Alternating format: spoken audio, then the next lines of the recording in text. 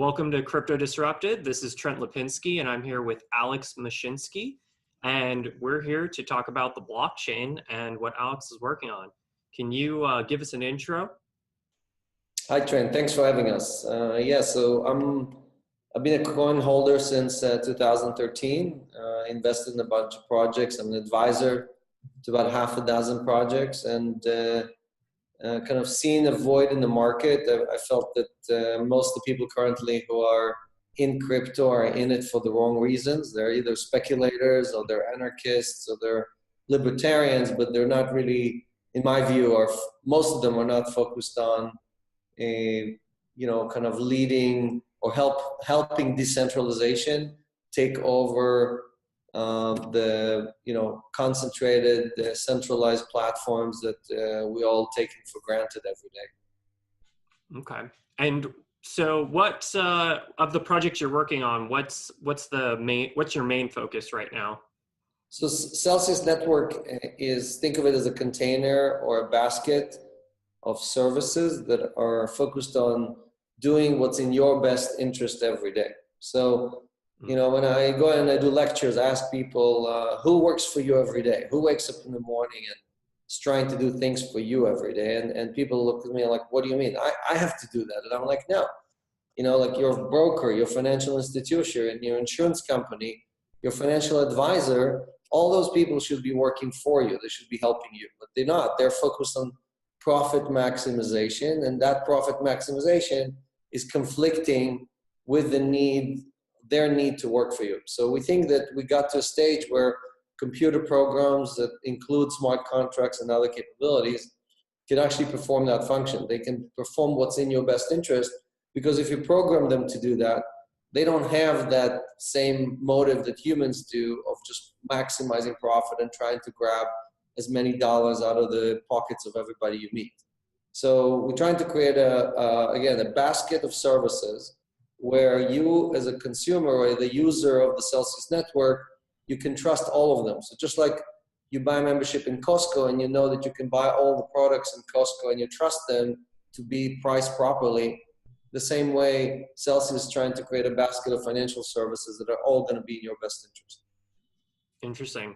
So what, can you kind of go into why you've gotten into the blockchain and what's, Sorry. No worries. I got into what? Why you got into the blockchain? I met you at a blockchain conference, and I really appreciated your presentation, and you kind of went into a lot of your reasoning about why you got into the blockchain. Can you kind of go into that right now and kind of explain why you're so interested in this technology? Yeah, so, I'm an immigrant. I've been very lucky to come to the United States and do very well. I did 7 venture-backed startups, raised over $1 billion, had $3 billion in exit. So, I don't really need to work for a living. I just, but I felt that after kind of taking from society for 50 years, it's time to give back. And I don't really believe in giving money to nonprofits, because I don't think they do a good enough job of actually deploying those dollars in an efficient way. So I decided to build something for the people, by the people.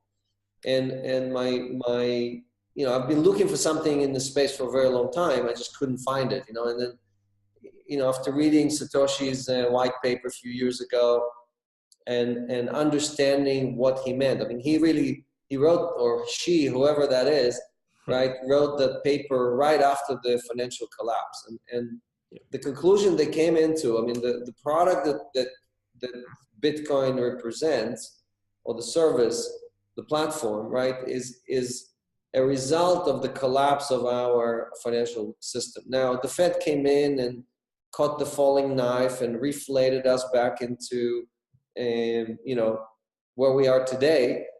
But most of the people in society don't understand what this cost us, right? I mean, we now have over 20 trillion of debt, and our children and grandchildren are going to have to pay all that debt. So Satoshi's conclusion was basically that it's not that we can fix the existing system, the existing financial system or the incentive system, but rather we need to create a whole alternative system where no man or government or central bank can dictate or decide for all of us if they're diluting the currency, or if they're printing more of it, or if they are changing the interest rates and so on. Because in most cases, these decisions are not made for your best interest or my best interest. They're made to save the economy. And as we know, the people that benefit the most when these kind of reflationary actions are taking place are the 1%, right? So most of the benefits since 2008 has gone to the 1% around the world. And the people who caused the collapse in 2008 got rewarded the most since. So the system today really does not, cannot fix itself.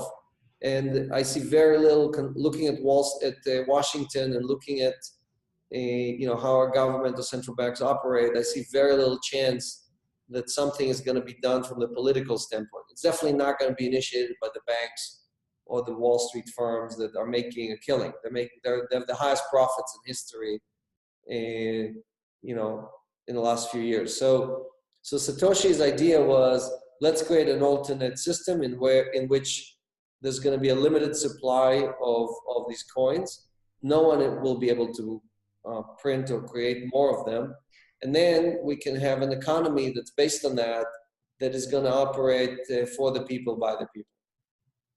And we're basically just extending that idea, and basically we believe that, again, decentralization is going to take over. And we have 700 years of centralization.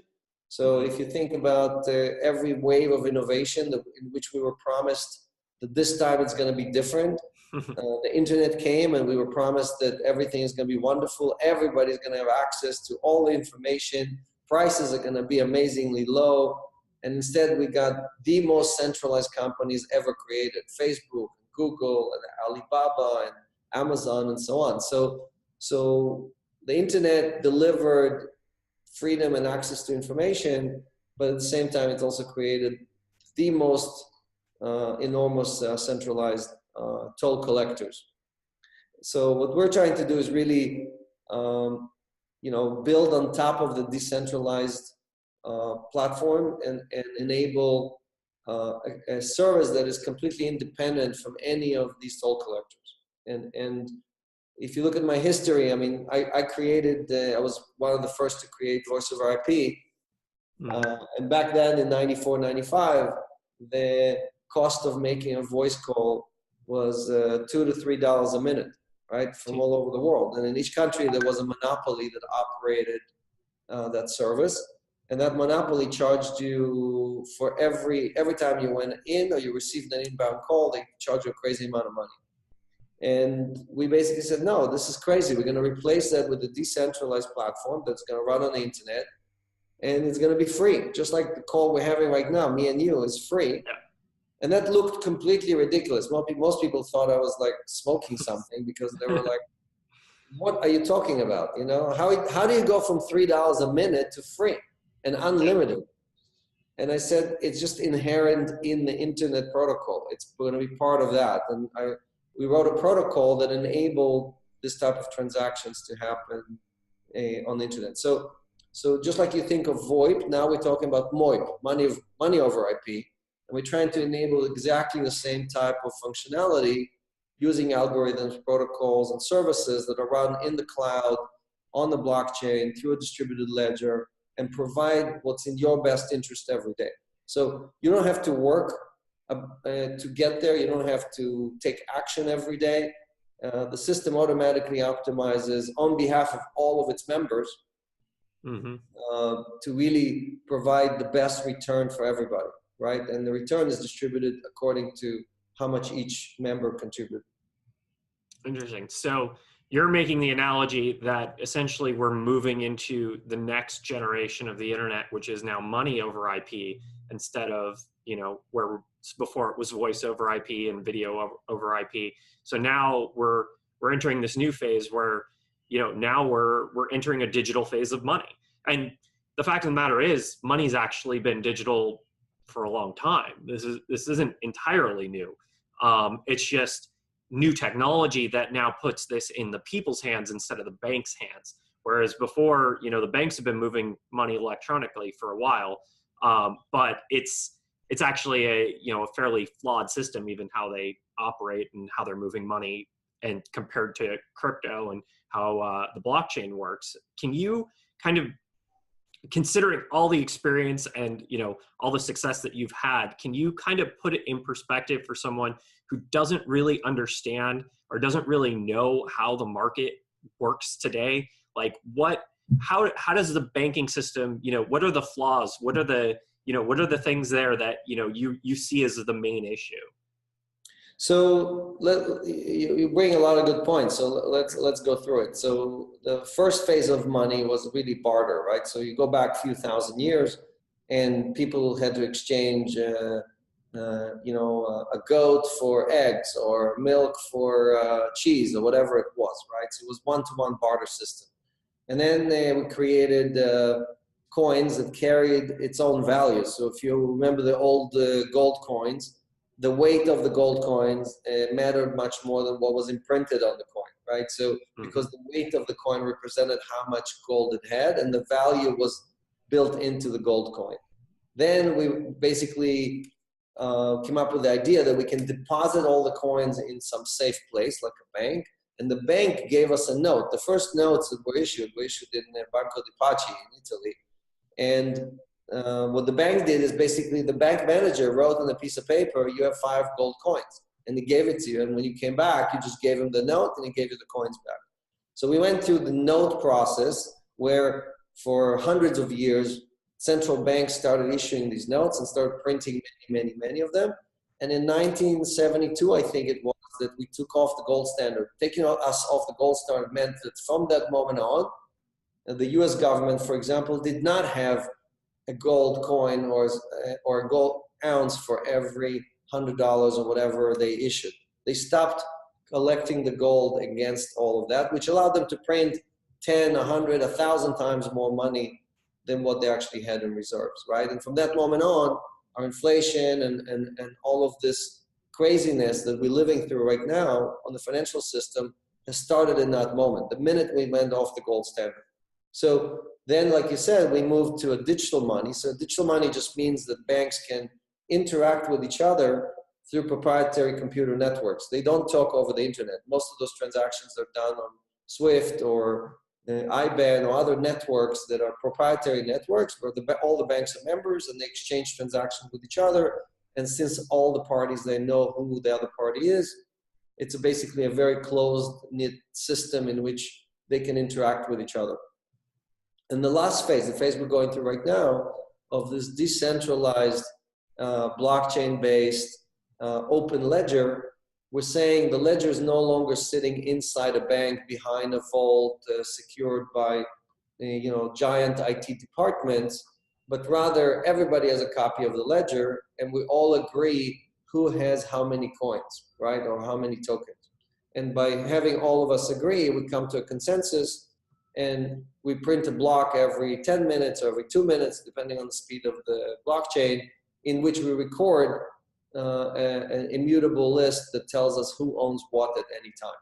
So, and what that does, it's for the first time allows us to transfer value among all of us, peer-to-peer effectively, bypassing that proprietary network that the banks have built, and for which they are acting as a toll collector. So banks are, considered some of the most powerful companies on the planet. And I always ask people, well, who made banks so powerful? And they say, oh, the central bank or the regulator. And I'm like, no, it's you and me.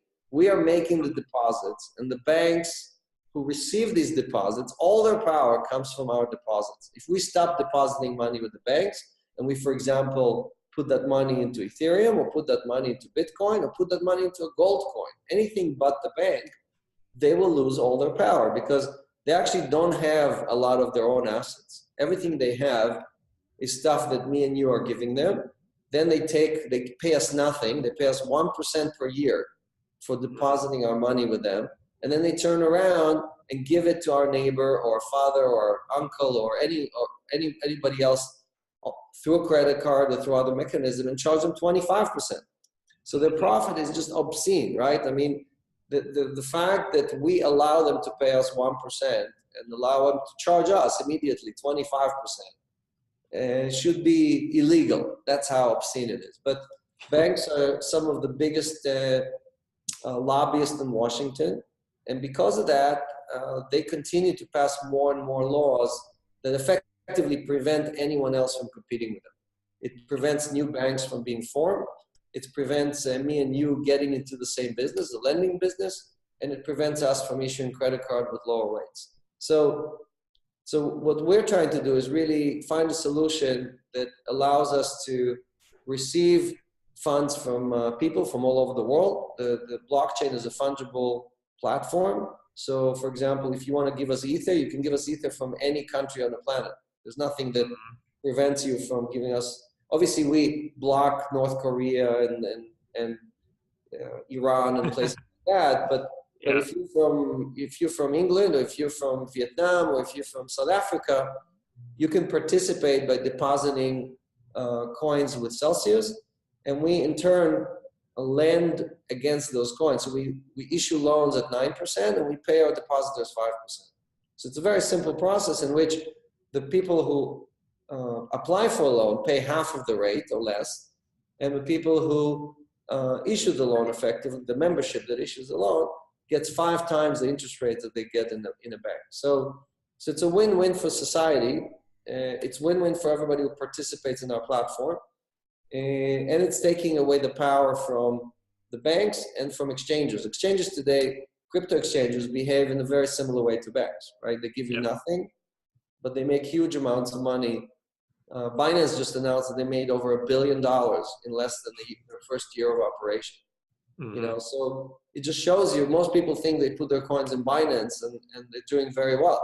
Well, obviously Binance is doing much better than they do, you know. So we think there's a great opportunity here to extract all the value, all this value on behalf of the membership, instead of just giving it to yet another centralized company called Binance or CoinDesk or Coin something else. Yeah. Can you go into the investment side as well? So we've kind of covered, you know, how money works, how the system works, but can you talk about how, you know, there's literally laws in place that prevent you from investing in startups in the United States? You know, you have to be an accredited investor. You know, you basically have a system where, you know, if you don't make a certain amount of money in the United States, you can't participate in investing in startups. Can you talk about how the blockchain is changing the investment space? Yeah, it's a very good point. So the U.S. regulators, for a variety of reasons, mostly because of scams and because of bad behavior by many players, have created very strict rules that relate to how unaccredited investors, so these are investors that have less than $1 million in liquid assets or earn less than $250,000 a year, can participate in any type of security, right? Purchasing a security. So, and the restrictions, I mean, if you speak to the regulators, I'm sure they'll give you 100 good reasons why they've done all of that. But the bottom line is that all these restrictions prevent the average Joe to have any chance of participating in the best deals out there, right? So only the rich or the very rich can get into the very best deals. And because of that, obviously, the people who are poor or people who are trying to enter the middle class or go from the middle class to be part of the 1% don't have a chance to participate. So what Ethereum really created, and it wasn't by design, it was more like a mistake. Ethereum was really celebrated for inventing the smart contract. By really what they invented was the ICO, the initial coin offering, right? So they did one for themselves. And when everybody saw how well Ethereum did after they did their own ICO, everybody wanted to do the same thing. And effectively, what that is a crowdsourcing platform which generates either coins or tokens. So those are, in many cases, are not considered securities. And because of that, in many countries, they are, um, the average Joe is allowed to participate in that. So in the United States, a little bit more complicated. The regulators have come hard on a lot of these ICOs and saying, oh, you're a wolf in a sheep clothing. You're really a security. You're just pretending to be a utility token. Or you're a coin that is not a pure utility. You're really a security, right? And for those, the regulators are requiring you to file a Reg D or some other filing indicating what you're offering to the public and only allowing accredited investors to participate. So there are a few exceptions. You can do Reg CF, so that's crowdfunding, which is limited to $1 million, and you can participate in that. So that is the only exception I know. Or you can basically buy into either public companies or specific funds in which those companies invest in projects like these. So you have some exposure, even though you may not be an accredited investor. So, but yes, the short answer is that in most countries in the Western world, it is hard to invest in venture-backed companies if you're not, if you don't have very high income.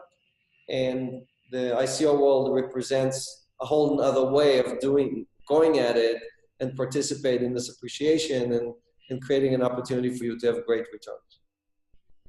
And you're advising on, you said over a dozen different projects right now, right? Half a dozen. Half a dozen. Okay. So what's so what are those projects like? What's gotten your interest? What are you investing in right now? So I invested in projects that I believe are helping decentralization. They're helping promote the crypto community. They're helping bring the next 100 million people into crypto. So today we talked about at the beginning of the interview that there's about 50 million active users. Most of them are speculators. They're like tourists, right? They come and they hang out for a few days. If they make money, they might stay a little bit longer, but if they lose money by buying and selling coins, they leave. And because of that, you have this huge volatility in the coin prices because most of the people who are in this are not here for the long run. They're not believers in decentralization. They're not believers in this or that project. So the projects I invested in, like for example, Syrian Lab builds a custom phone, Android phone that has a very unique both storage capabilities as well as biometrics. So it's a much safer wallet than most other solutions. And we think that is the kind of product that the community needs to really solve a lot of the hacking and security problems that we're having. Another project is micro money. So it's a micro lending platform that provides lending to customers in Asia.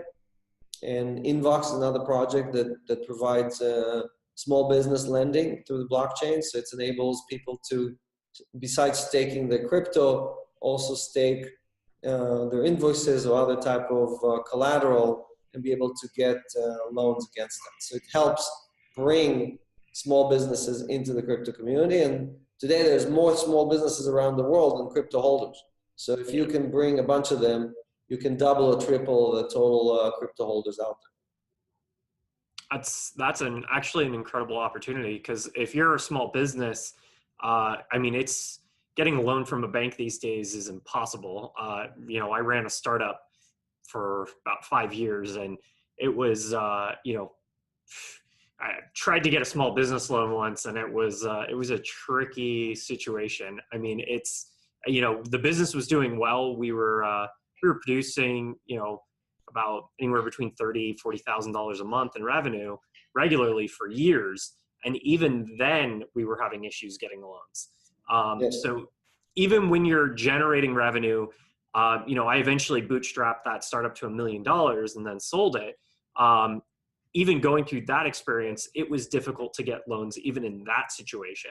So if you're in a situation where you're literally bringing in, what some people make in a year, in a month, you still can't get a small business loan in in the United States of America.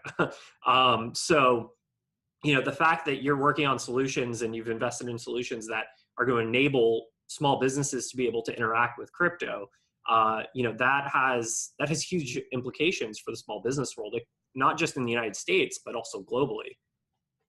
Yeah, and then look, a bank's job is to maximize its profits. So when they look at you, they see high risk and low profit capabilities for themselves, right? You don't represent a billion-dollar business for them, so they're not really that excited about lending to you, right? So we're focused on not profit optimization, but rather community growth, right? We're focused on how do we maximize the size of our community, because for us, the size of the community determines the value of our platform, right? So for us, our mission is to lend to as many people as possible, and all of our loans are asset-backed, so they're actually safer loans than traditional loans.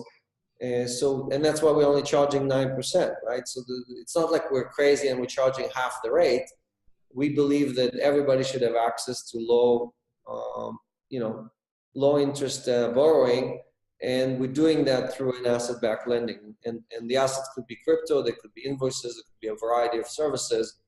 So again, we're putting together a basket that can allow you to see which bucket you belong in, and then use that to really get access to the service, become part of the community, and hopefully when you make money, enable us to lend to others. I mean, the whole point is for the community to help its members, just like community banks used to do before JP Morgan and Citi and all those guys bought all of them. So and all of our profits go back as payouts to the community, right? So, and that's what's going to motivate a lot of other people to come and join, because when they see that you can have 5 or 6% return on your money, on top of the appreciation of the Ether or the Bitcoin, they will definitely see that as a much better solution. They're giving your money to a bank that pays you nothing or pays you 1% if you beg.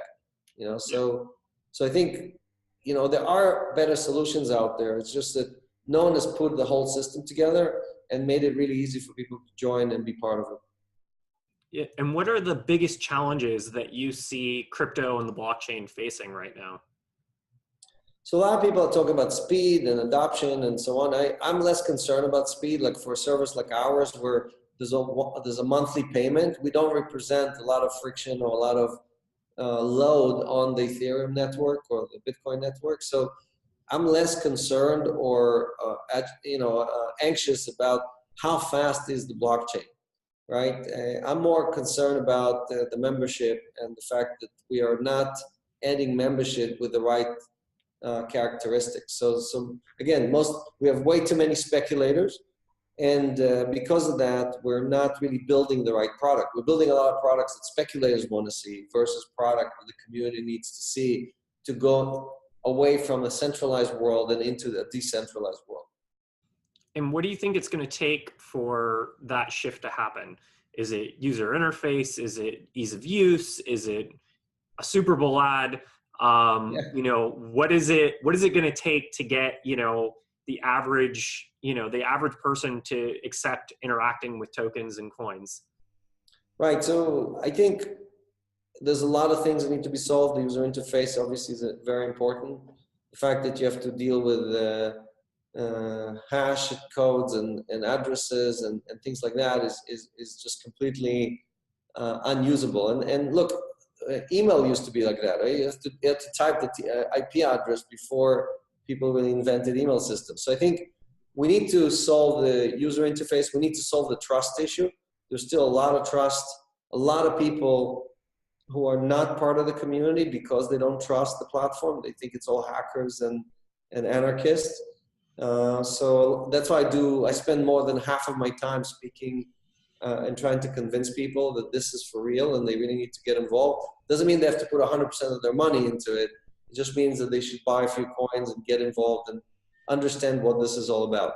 And another problem that is a huge problem, I think, is the fact that we just finished our ICO. We raised 50 million and we had over 15,000 people register. 95% of them were men. And you cannot build a platform like this by excluding half of the population on the planet.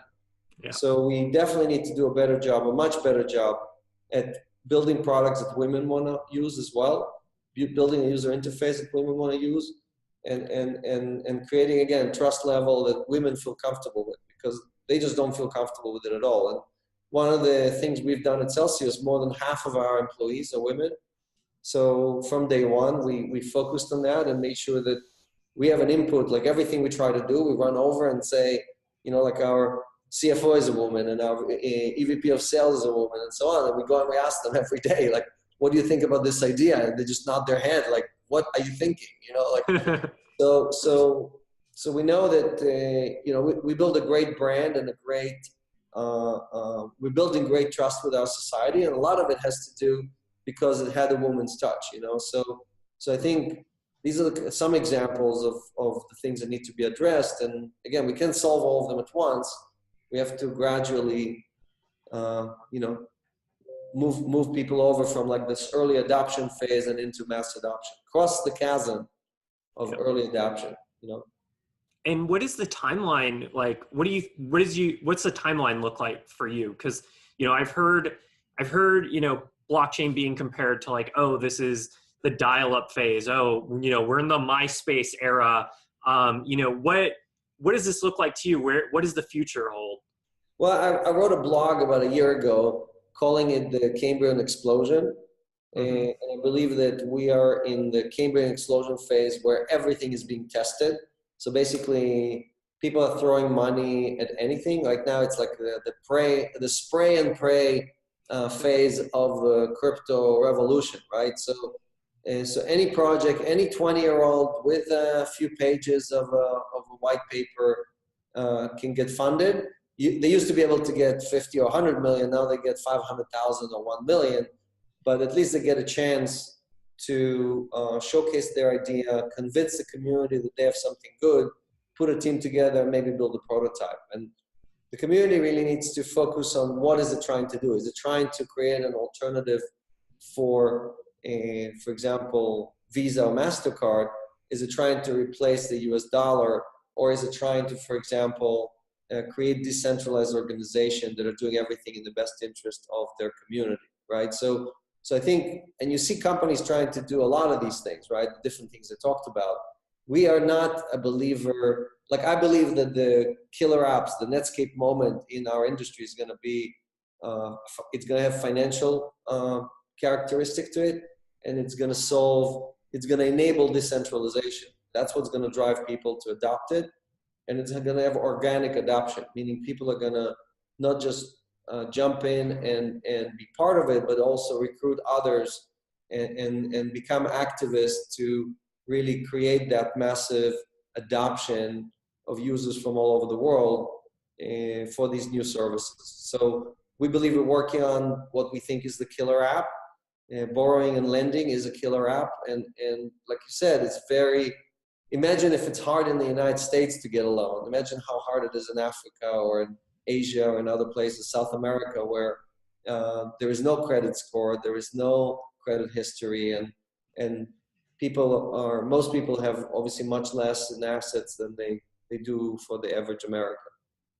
Mm-hmm. So where, so you kind of, so like what's the timeline for this? Are we looking at 2 years, 3 years, 5 years, 10 years? Like, cause you went through, you saw that evolution with VOP, and, how long did it take you from kind of the inception and the core concepts of those ideas to actually implement it?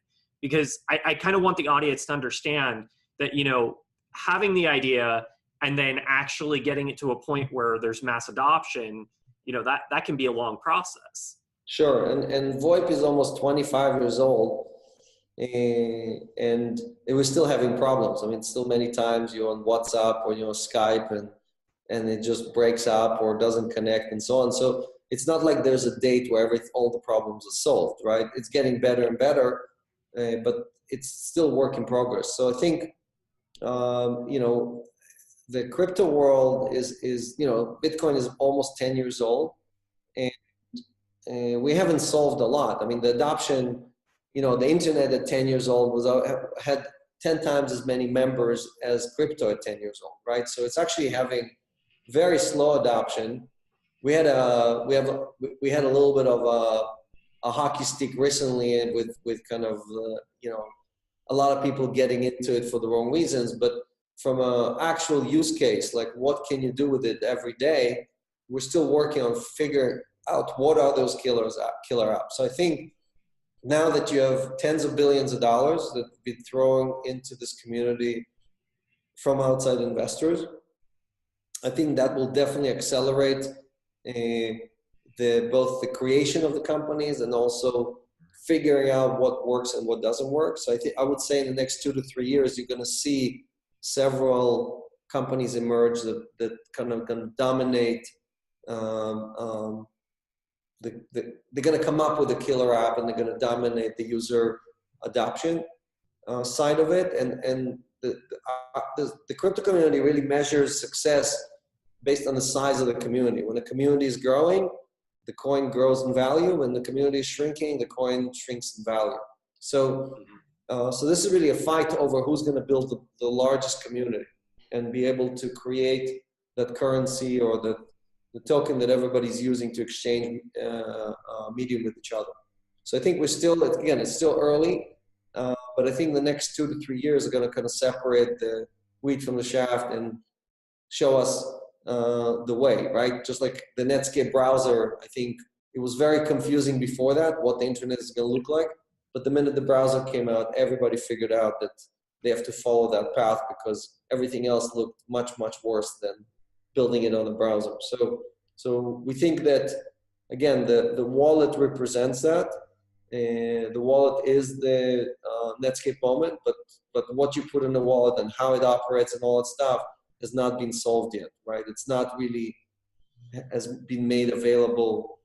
We haven't solved the UI UX issue. We haven't solved the trust issue. We haven't solved the why would you switch from the physical world or from the banking world into this type of wallet. So Celsius is trying to address a lot of these issues, but we also partner with a lot of other companies. Like I said, like we partner with Invox, we partner with Micromoney, and Serene. All these companies I also invested in to really enable you to get a much more complete user experience.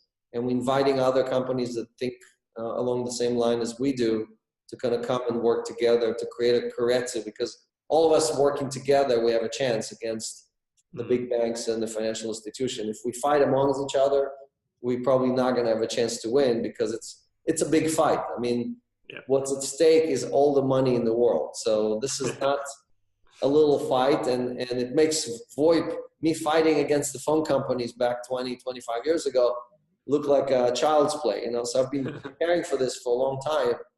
Yeah. But I have my gloves on and I'm ready to go 15 rounds. So. Well, I'm glad you're here to lead the fight. Ring the bell. Ring the bell. So how can people get involved? How can people join your community? How can people get involved in crypto? What do you recommend? Well, so people that are already in crypto, I think every one of your people watching your video should go and recruit a few people every day. Like everybody I meet, the first thing I said, do you have a wallet? And if they say no, I'm like, download a wallet, buy a coin. I don't care which coin, but just buy something. $10, just become part of the community, right? So bringing in our friends, our family, making them feel comfortable, making them feel part of the community is very important. And then again, we need to be more selective and more direct about the projects we support, because if these projects do not help, if they help centralized exchanges make more profit, that's not necessarily in the best interest of the community, right? So I think we need to think more holistically about why are we doing all of this? What are we trying to solve here? And who are these projects that represent the best interest of the community, that are doing it for the right reasons? And if those reasons are making money, then you know that that's the wrong project, right? So the reason have to be the growth and the health of the community. So again, I want your viewers to think about Costco or Amazon or services like that, and why do they exist and how do they provide value to their members, right? That's what we're trying to model ourselves after, and these are the kind of partners that we're looking for. Awesome. And how can people find you? We go to our website, celsius.network, or join our Telegram channel. And it's very active. There's a lot of people with a lot of ideas, and we'd love to hear from you and become part of our community. Cool. Any final thoughts before we wrap up? No, I think, it's a daily grind. There's no, this is 7 days a week. If you're new to crypto, it's both exciting and exhausting at the same time. So definitely, but I go home exhausted, but I know that I put everything into it, and I can't wait to wake up in the morning because there's so much to do. So it's really, I did 7 startups before this, and this is the one I'm excited about the most because it's really, you can really change the world, right? If you do the right stuff, you have an opportunity to change the world. So we're looking for the next 100 million people to come and help us do that.